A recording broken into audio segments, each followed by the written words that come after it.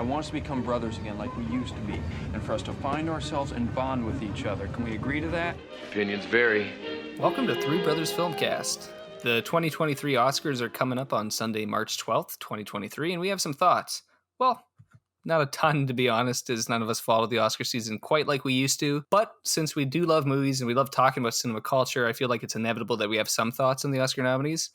So this year, we're going to give some of our predictions for the top categories. But before we really get into the talk about who's going to win or who should have been nominated, I just want some general thoughts. Anton, let's start with you. What's your take on this year's overall nominees? I think, like, looking at the Best Picture list, they've kind of covered a lot of what I would expect to be there, but I still feel like I'm not entirely on board with the length, like the long list now. So there's like a few things thrown in. Like, I honestly didn't. I'm surprised Triangle of Sadness has lasted this long, and it got a Best Director nom. Yeah. Mm-hmm. So like stuff like that. Like I feel like basically if you took that list and you distilled it down to say like 5, I think it would be very easy to be like, oh yeah, of course. But some of them you're like, yeah. Like, so overall, so I don't, the best pictures aren't, they don't have to be my favorite movies. I think a lot of them they make sense of what I would expected. Like I did, I expected Avatar to be on there, and it is, in terms of just like a big blockbuster. I think my biggest surprise, but also my biggest excitement was I was very pleased that they did do Top Gun Maverick. I think the industry, it's like that now the sort of the famous like Spielberg talking to Tom Cruise clip. But you saved Hollywood. I'm in here. Yeah. What? You're just telling you that your table is in the second rank to the left of center. But I do think the industry did owe Top Gun Maverick a lot, so it's good they gave it the nod. It's nice to see them. If you're going to do a long list, throw some movies like that on there. They don't all have to be prestige. So it's good that they're at least using it for that. I was surprised that I was fairly surprised that Women Talking's on there, because to me, it's just one of these movies where like, I have nothing against it. I haven't seen it. It's more that you're like these movies that are selected when you're like, I don't really know when anyone watched it. But, they sort of make the list, and only now am I able to sort of go to the cinema and actually finally catch up with it. I watched The Fabelmans recently. I really liked it. I sometimes it's sort of like the Upteen nomination for John Williams too. And you're like, as much as I love you, like, I don't know if you need to always be on the list. So I don't know. How about you, Anderson? I was pleased with a few of, some of it. It's one of those things is generally because I'm not as strong contrarian as sometimes people maybe think.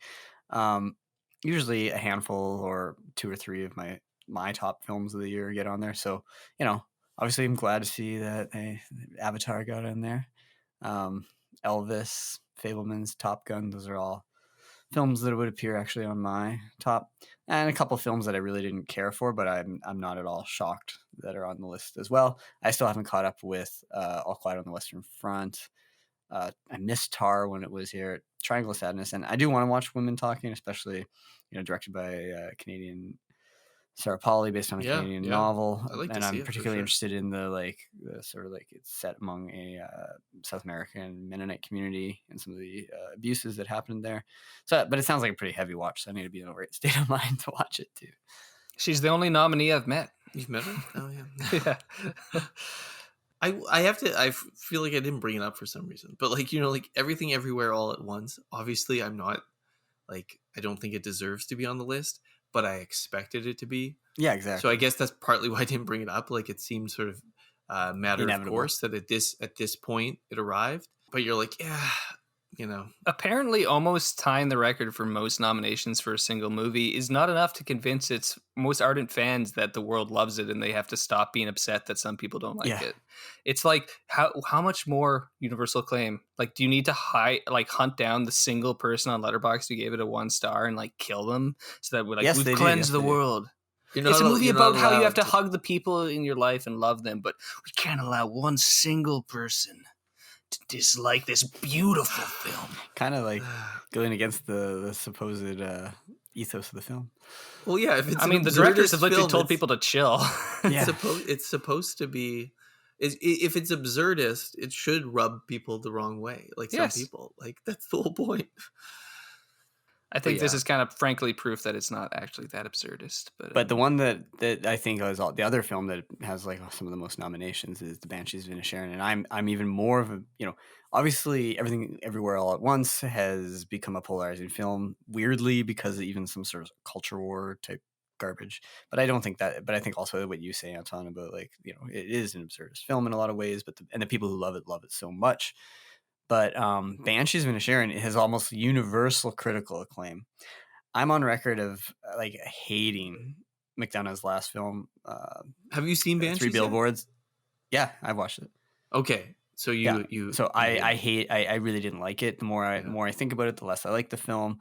Like it's easy to be swayed by it's well shot, and I think Colin Farrell is very good, and the performances are mostly pretty good. I think Farrell and Gleason are very good. I just really don't like McDonagh. I don't like the way he portrays the various communities, and I don't like his sort of style of dialogue and stuff. It just rubs me the wrong way. But it's like so. But I was not at all shocked that the film was nominated. I expected it to be, and in fact, I would consider it one of the front runners right now, in my own opinion. Yeah, well, it's like I haven't seen Banshees yet. I cannot stand Three Billboards. Then you thought it was terrible. Aaron, I remember liking In Bruges though, and Seven Psychopaths. I do. Maybe if I revisit like them, I might not like them as much. I don't know. Yeah. I don't know if I need to ever revisit In Bruges. I mean, I liked it when I saw it, but I don't really want. That was also 15 years ago, and my tastes have changed since then as well. Yeah, I thought Banshees was all right, but it's those things that like I don't. There's a certain attitude he has towards actor or characters, which I don't really like, and a certain contrivances that I don't think really translates from stage to screen. Yeah. Like I think it's a weird mix where when he's shooting a movie, he shoots it like a realistic, like a act of a work of realism, but the contrivances and the way the characters act is so clearly not going for that. So I'm just like, I don't think you'd quite understand what you're doing as a director in like hand in hand with what your actual story it's a is. thing. I think it is a thing where he doesn't understand how the formal techniques translate to tone. But I also have some more specific issues with the scripts and stuff. But anyway, we don't need to. I will say actor wise, like looking at the list again, like some of the acting, like I don't, especially in the supporting roles, like there's a bunch of people you're like, why are these why are these people there? No, I agree. I think the one nice thing about the actors, and somebody pointed this out, is that I think like 16 of them are first time noms, which is kind of cool. So at least you get some fresh. Yeah, at least you get some. Like I did not realize Brendan Gleeson had never been nominated. Yeah, it feels like he hasn't. No, Colin Farrell had never been nominated. What? Yeah, I'm surprised. No, exactly. I was thinking like something earlier, like even like should have been nominated for supporting actor Minority Report, like Tigerland or something. Even that's what I thought, but no, maybe probably Indie Spirit or something like that. He got Yeah. Anyways, okay, so let's get into these categories. Okay. So I want to get into predictions. I don't really want to be here all night, so I don't want to do every category. I thought we could focus on the top 6. So the 4 acting categories, Best Picture, Director. So I'm going to list the nominees. We'll go one category at a time. We can all talk about our thoughts, and if you want, you can talk about like a snub, a specific performance or movie or director that you'd want in there. But we have to kind of follow the film spotting rule here, where if you want to put somebody in, you got to take somebody out. So I want you to say who that is. And then once we're done getting basic thoughts out, we can give our predictions on who will win. Don't sweat the predictions too much. Like, it's not like any of this is binding. There's no money on this. Who cares? We could change our mind tomorrow. Because I usually do my predicting the Oscars thing, and I'm not 100% on any of these, but I'm just going with my gut tonight. So, all right. So we'll start with Best Supporting Actor. So the 5 nominees for this are Brendan Gleeson for Banshees of Inisherin, Brian Tyree Henry for Causeway, Judd Hirsch for The Fabelmans, Barry Keoghan for The Banshees of Inisherin, and Ke Huy Quan for Everything Everywhere All at Once. So Anders, like, the only one I haven't seen is Brian Tyree Henry in Causeway, but I love him in Atlanta, so I might even have to eventually check it out. I don't know. probably if my choice would be actually Judd Hirsch in The Fabelmans. I thought he was actually in one scene gives the best, one of those good one scene performances, like a honestly, Judi Dench in like Shakespeare in Love or something like I that. didn't love it? like why I don't know why he's on the list. Oh, It's a one scene steal. Yeah. But Hurt. and then I here's don't know if he my other steals thing. it for one scene. It's But like, I also am not against Ke Kwan winning because he's by far the best thing of that film. I agree. Yeah. So Anton, are you surprised that the Banshees guys are in there? I'm not. No, that's expected. whole film's I an expected acting all of them to get the acting stuff. Like I am surprised Judd Hirsch is in there. Like, so I like that performance. I thought he'd be like the nominated movie. from the trailer. Well, yeah, exactly. That's what annoys me. It's like you saw the trailer and he's like, "There's your part," and then you see in the trailer and it's like the music and you're like, Yeah. Believe me, Sammy boy, I get it. Family, art. It'll tear you in two. But he's such a funny character, and I love how no, like it's just one of those things. Like to me, like that's just like one of those Oscar things where you're like, you don't really think it's like one of the great performances of the year. You're just, But in a supporting role, isn't it not one of the most? If I looked at my top 10 list, I would say that's one of the best supporting roles. I actually didn't In a even true think he was sense. one of the best performances in the movie. No, I agree. I think Paul Dano should be in there instead. But that's borderline lead role. No, I guess but- the parents are both supporting, right? No, she's in lead. Well, Sammy, Category fraud, the actor but for Sammy should be in there. Should be the lead, yeah. But Anton, you can just think that Judd Hirsch is getting retroactively nominated for Independence Day. Independence Day Resurgence. Yeah, Resurgence where he's driving the school bus around through a desert. These kids and the alien mothers coming. Whoosh, he's just driving. He is amazing in is the first Independence Day. He is great lines. Some great lines. I mean, I guess I will say I don't want to begrudge him because this is what the Oscars are. But to me, it's very much one of those Oscar moments where you're like, yeah, like this. I don't know. You guys didn't watch the movie. You just watched the trailer. You picked it. What is there any egregious snub that you think for this category? Not off the top of my head. Who's the kid who plays Spider in Avatar? He should be there.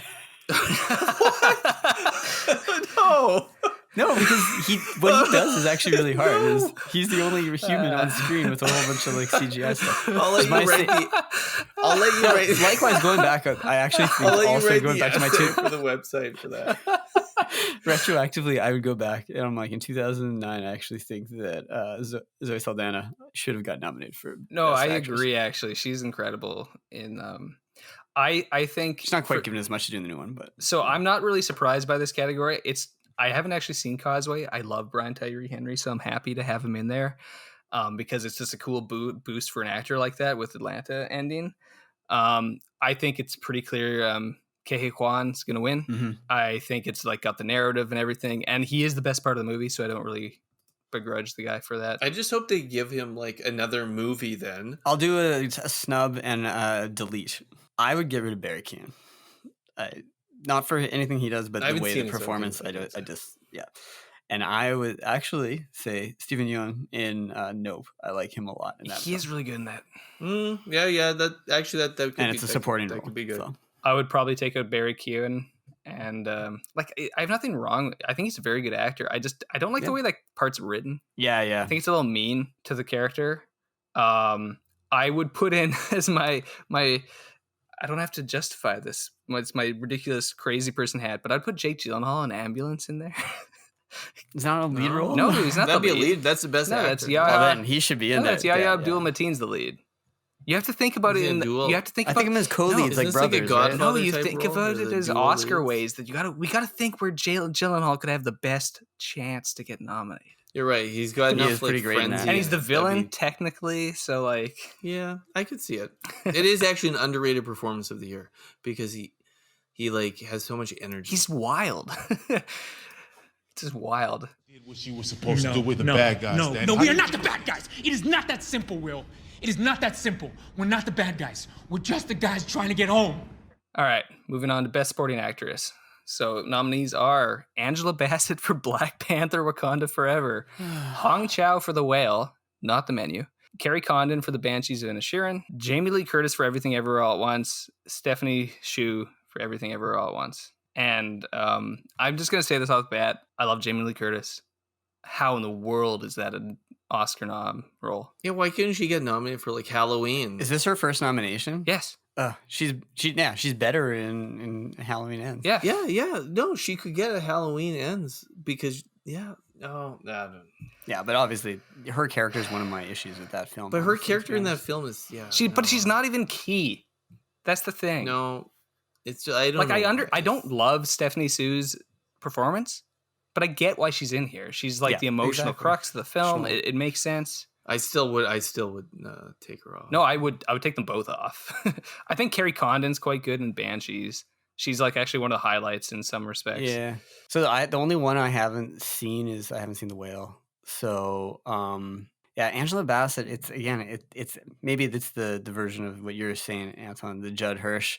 It's like she's never been nominated. She's like a long established like elder statesman of like Hollywood now at this point. But like that role is so underrated. She's literally like the mom, and she has but it's because she has the scene in the trailer where it's like, my whole family is gone. I am the ruler of the most powerful nation in the world, and it's like, wow, they wrote an Oscar scene for a Marvel movie. She's gonna win too. Yeah, because it also will set the precedent of the first Oscar win as for an actor in a Marvel movie. Yeah.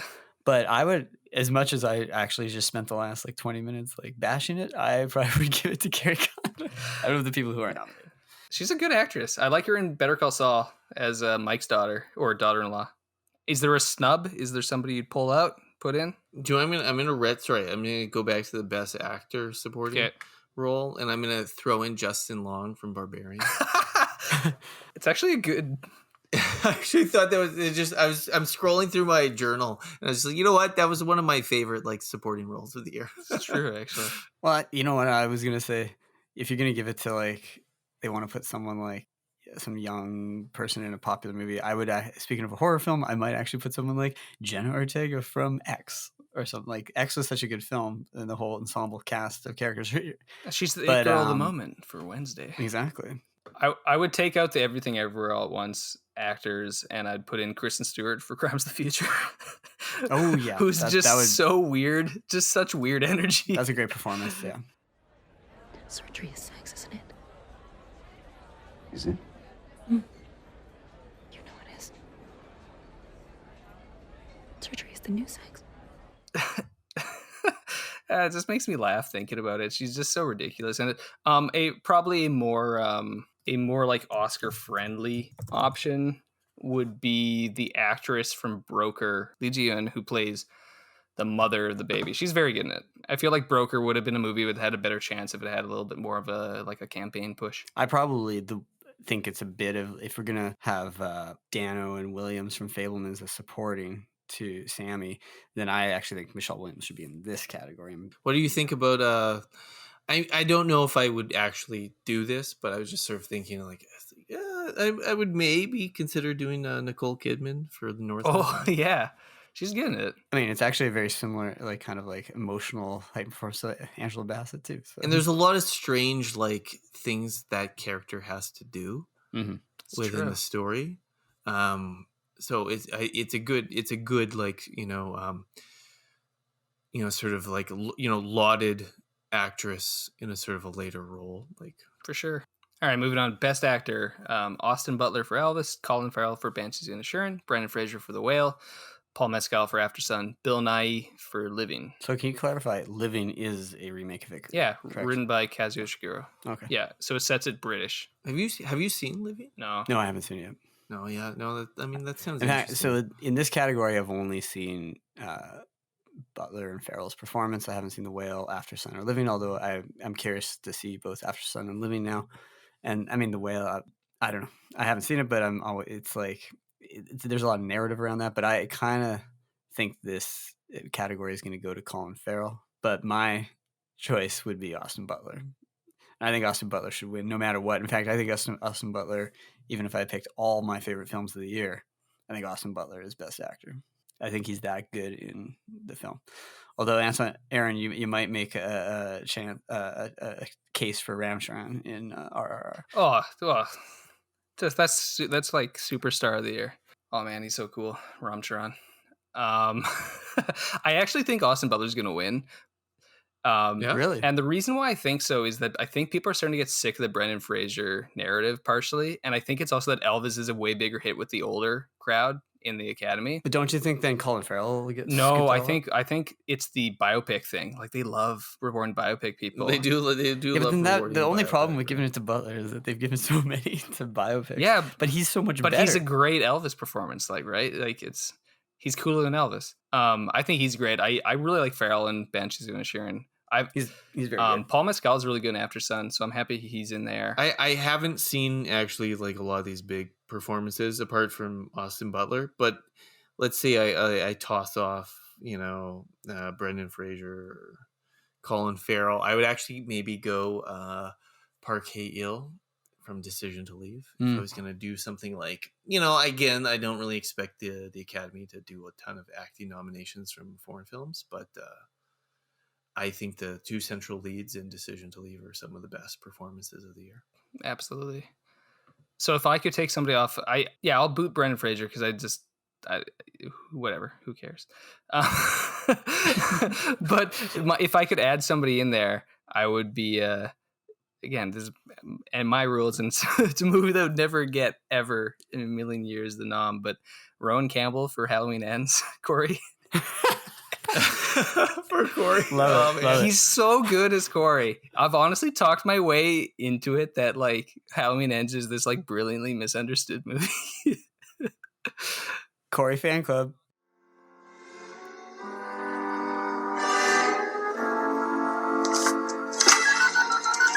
Hi, you've reached the Corey hotline. $4.95 a minute. Here are some words that rhyme with Corey: glory, story, allegory, Montessori. Are you not doing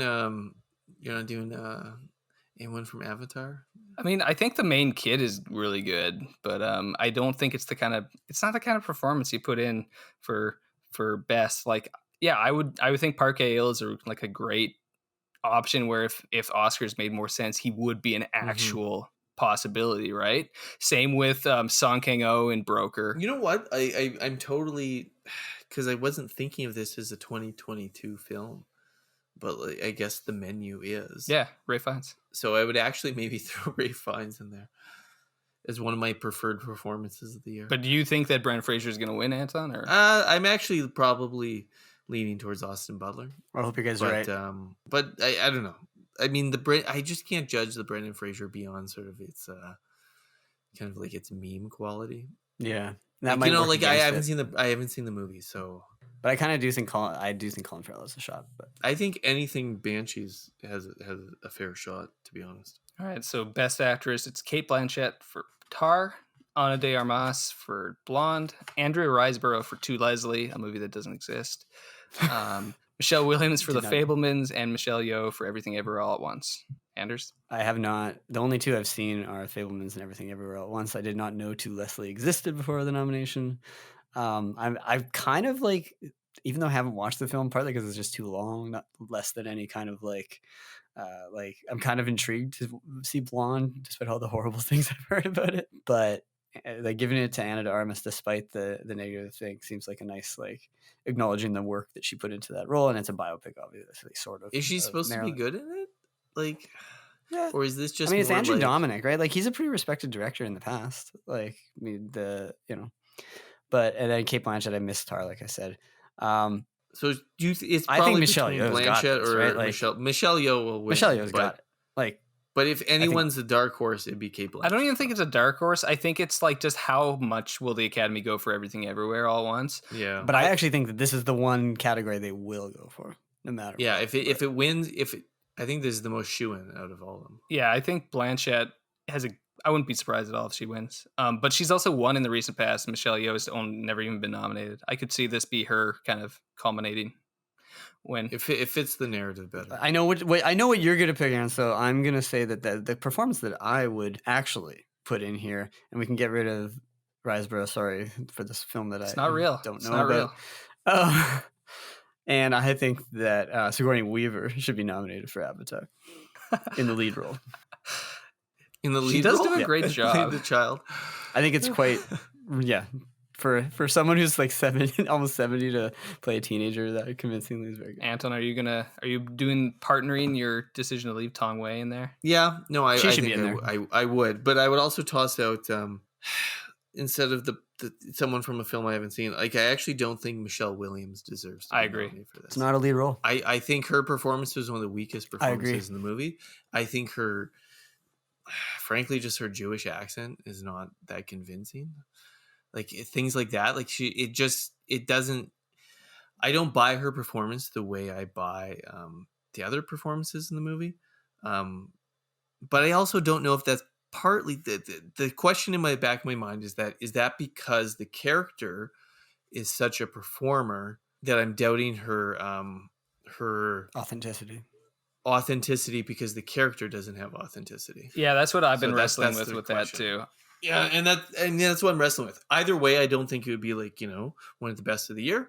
But in terms of like, is it a bad performance? Is it good? Not great. That I'm still deciding. Like, I don't think it's bad, but like, I don't think it's a great performance. But you're like, she's trying to go for this person who's always kind of performing. There's scenes where the way she engages with the son, like, it's like, is this you can actually maybe see that it's like the character is like acting like as the character, like the so I don't know. No, I still wouldn't have her on the list. No, I agree. I would boot her and put Mia Goth for Pearl in there, which is pretty obvious. Pretty obviously the best performance of the year. I've heard basically it's everyone pretty great. says I would also support getting rid of some other people to add her in. I mean, she's great in X too. She does play a double role. For 2, she should get. I mean, that's pretty. Yeah, Pearl is it's one of those things where it's like, if any, it is such an Oscar performance too in some ways. Like, it literally has the like scene you would put the clip from. You love. Yeah, it's just so ridiculous, but it's too deranged. It could never. All my life I've wanted off this farm, and you were my ticket out. So, I made sure to never let you see who I really was. I wore it like a charm, too. Then, when you finally brought me back to your home to meet your family, it was just as I hoped. Life straight out of the pictures. So Best Director, the nominees are Martin McDonagh for Banshees of Inisherin, Daniel Kwan, Daniel Scheinert for Everything Everywhere All at Once, Steven Spielberg for The Fabelmans, Todd Field for Tar, and Ruben Östlund for Triangle of Sadness. I would say that I'm genuinely surprised that, surprised, like, there's 2 that I was actually genuinely surprised that are there, and there's 3 that I don't know why they're there, and then there's maybe only 1 that I actually would agree with, but I wonder who that is. Yeah. Well, so actually, like, here's the thing. My thing with Spielberg is that, like, I am fine with him being on there. If I was going to take the top 5 best directors this year for the films, I actually wouldn't have him. And I also think from the way the Academy approaches things, you're just like, if you're trying to free up space, like, I don't think Spielberg needs a nomination for The Fabelmans. Mm-hmm. But I think it felt weird to nominate that film for so many stuff and not nominate him, right? Like, yeah, no, I mean, it's the autobiography part. It has 5 to go to directors from my Spielberg. top 10 in there, yeah, for sure. Even though But I have it's because, Fabelmans but so he gets it because it's the autobiography in, like, this movie's about him making movies. So I get that, but it's just that you're like, you guys have done Spielberg for a bunch of other stuff. West Side Story last year. Well, yeah, like, I mean, and I think I prefer Spielberg for The Fabelmans than West Side Story, which I didn't particularly like. Okay, whatever. We're not going to redo last year, but it's literally the Oscar episode last year. I know. Yeah. But then so I want to hear more about Todd Field for Tar. I was kind of surprised, and then especially Ruben Östlund, and then I expected the Daniels to be on there. Yeah, and I don't like Martin McDonagh. So Yeah, I kind of feel like, okay, I'm just going to say for you, like Martin McDonagh, I disliked the film, so I obviously would not pick it. I don't think it should be there. I think in fact, his directing, I think, is one of the things that mars a film that has actually some decent performances and stuff. The Daniels were obviously going to get nominated if the film is nominated for everything. Spielberg, I think you make a good case, Anton. Like, out of these ones that are nominated, it's by far my favorite of the ones I've seen. I haven't seen Tar or Triangle of Sadness. I kind of, what I want to say about those, what I find surprising is now that they've gone to the 10 film, it always seemed to me like kind of like the directing is like actually the real short list. Although I know that's not always the case, but it kind of feels like this is like the shadow best picture. Not that the one who wins directing will win best picture, but this tells you these are 5 films you would think at least that kind of are front runners for best picture, which is kind of like kind of unusual in a way. That's where I was surprised to see Triangle of Sadness and in there. But what I was gonna say, and for my prediction, I think everywhere all at once. If it wins best picture, I think it wins best director as well. What about substitutions? Or maybe Aaron, do you have any general comments before we? I'm not particularly surprised in this category aside from Ruben Östlund. I kind of was wondering whether one of the technical directors was going to get in there, like James Cameron or Joseph Kosinski. Yes, can we say that, like, so Kosinski should be nominated? Like he deserves like based off the other nominees, I think it makes sense that he should be in there. Yeah, I just think even for the year, like, but I think I don't know. I think that other people see that film as not having a strong auteur voice because of Cruise being it doesn't. dominant. But that to me I know, partly why I kind of want to give it a nod, because it's like it's not an auteur.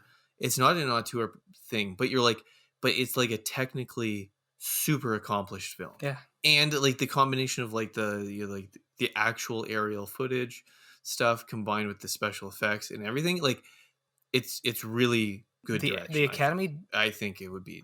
The Academy doesn't really believe in best director having to do with productions anymore. Otherwise, Cameron has to. No, because like remember last year? I know. Well, Cameron has. But you remember last year, right? Oh, like goodness. Dune was nominated for every single technical category, every single one, and Denis Villeneuve didn't get a nomination. And it was like, yeah, they just decided for themselves what to do, and then they won. It won 6. Like, it's absurd. And then here it's like, yeah, Cameron and Kosinski. It's like they're doing stuff on a whole different level. Even Baz Luhrmann. I actually think Baz Luhrmann should be nominated here because the choices that he makes in that movie in terms of how he tells the story is the really choices interesting. are bold and fascinating and executed well. As for who's going to win, other subs, well, those would be the main guy based off these, because like obviously I would put like Cronenberg or SS Rajamouli up there, Michael Bay, but they are not going to be nominated for, you know what I mean? Like you have to kind of think within possibility. Yeah. No, yeah. I mean, because otherwise, like I'd have the Northman. What's his face on there? Robert Eggers. Yeah. But for winning, I think the Daniels are going to win. Yeah. Yeah, I think probably because it's sort of like it's the sort of movie that sort of seems like it's it'll make Twitter happy. Very directed. It's very directed. And director has been following the only Best thing I would Picture say is for a while, my actual dark horse is actually Spielberg. Yeah, because I think they would like the moment of Spielberg coming up and talking about like movies and stuff.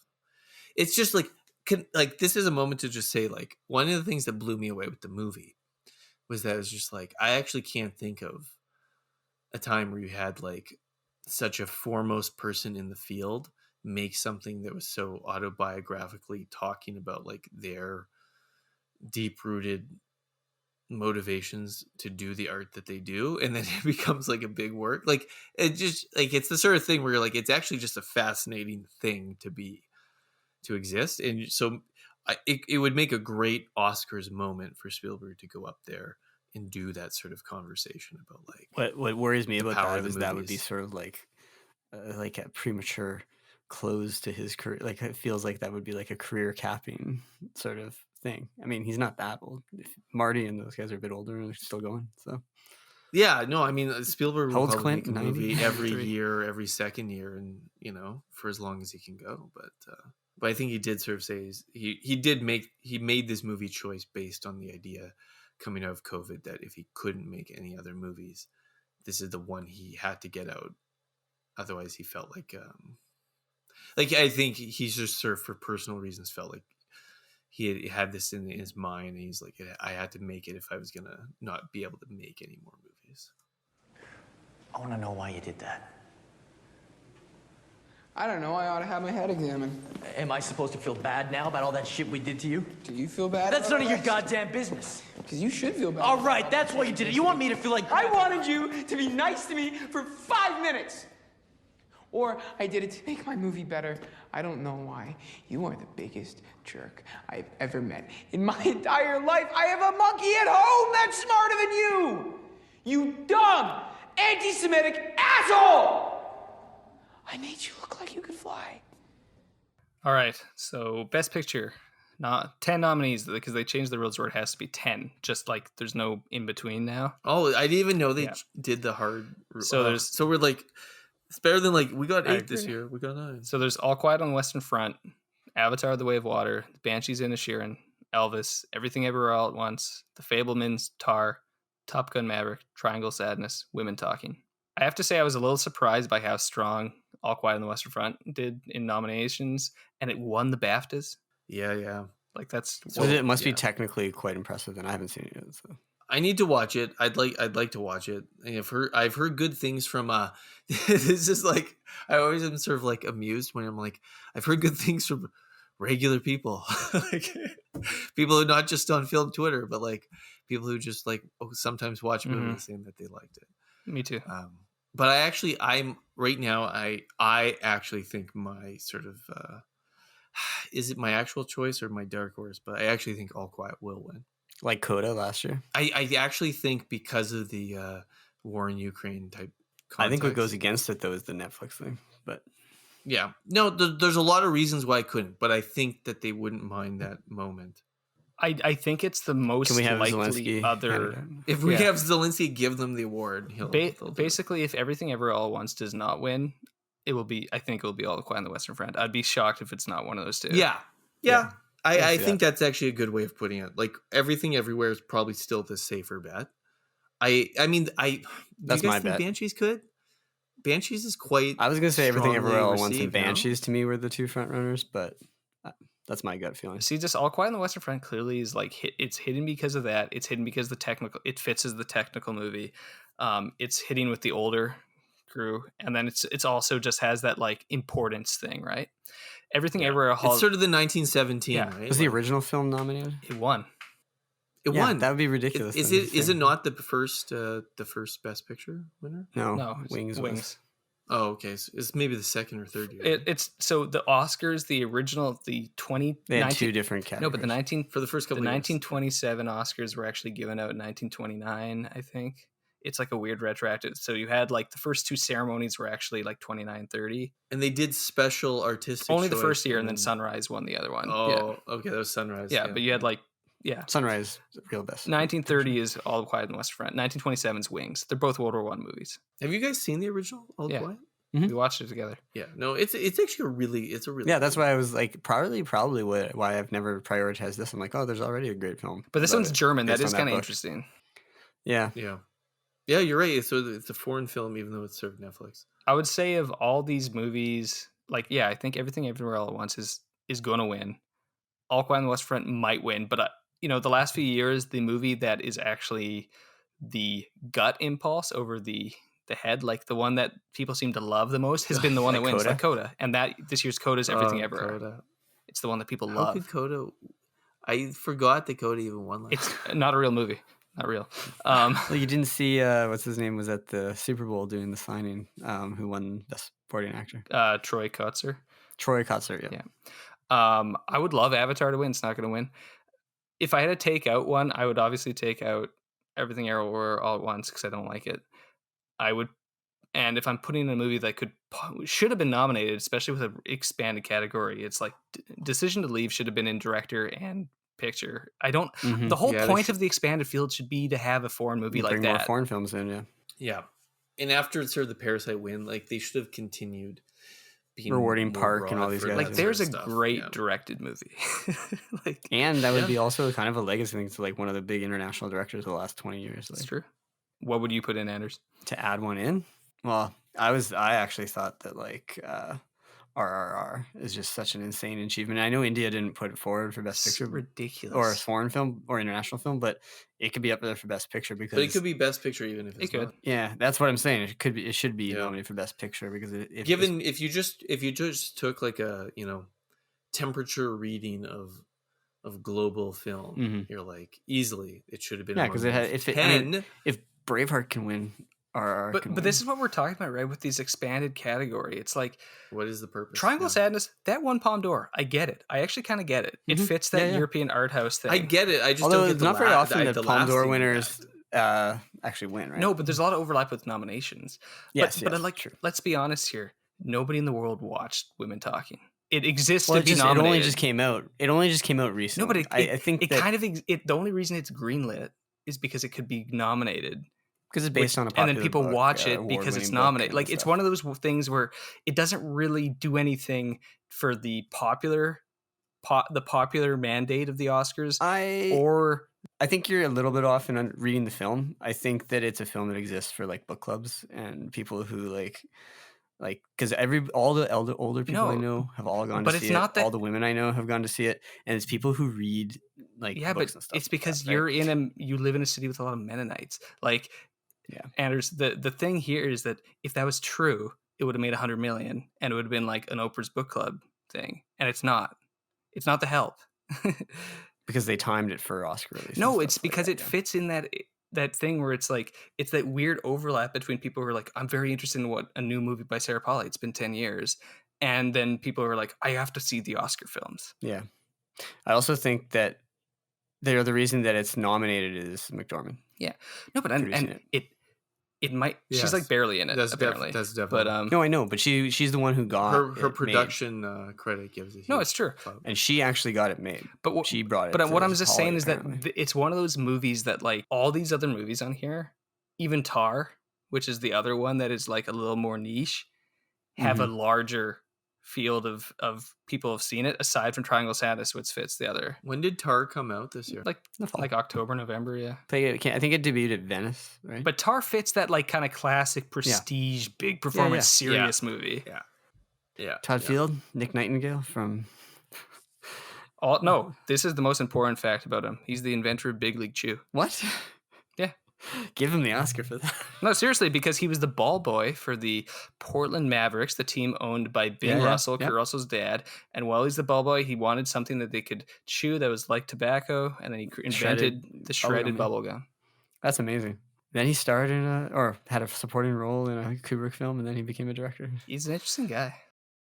You're in the big league when you make a perfect play. You're in the big league when you keep the team alive. You're in the big league when you block a shot or two. You're in the big league when you're in the big league chew. Big League Chew, man-sized wads of great tasting shredded bubble gum stuffed into a giant Stay Fresh pouch.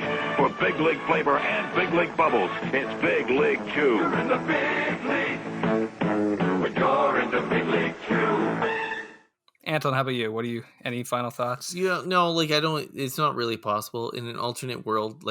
So I feel like when I saw stuff coming out, like the release schedule for the year, I thought actually The Northman with a larger cast was going to be more of like a mainstream type movie. But once I actually saw the movie, I realized how bizarre it is and that most people cannot handle it. So I'm not surprised, but that would be my sub in for say everything, or if I was going to choose or Banshees. I also kind of just think that they should just give it to Top Gun. Again, just thank it. To thank it for saving the industry. They should just give Best Picture to Tom Cruise himself.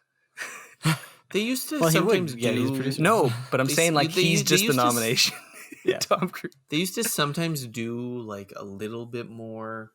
Kind of the industry is saying thank you type stuff. That's true. Hey, everyone was like, Cameron, you're not going to cross 2 billion. You're not going to do it. And he's like, showed them all wrong. People have people have almost memory hold the idea that you're like, yeah, this one it's also one of the highest grossing movies of all time. Is it? Yeah. No, but I just feel like your average movie person, you're just you realize Avatar, Way of Water. They just take them for granted. Everyone on the planet has also kind of seen it. Yeah, actually, everyone.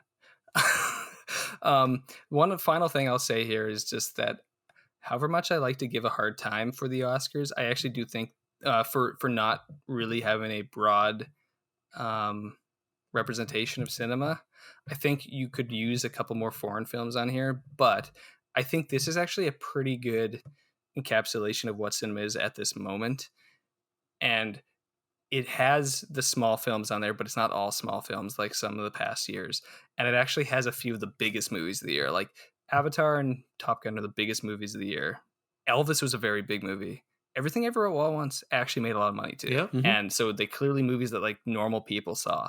Yeah, everything will probably win because all those factors coming together. Well, we'll see whether we're right on March 12th. I don't know if I'm actually going to watch it though, because unless I won't, because I'll be out of We'll see I'll who's be out of the left, country, so I won't. It's a good excuse.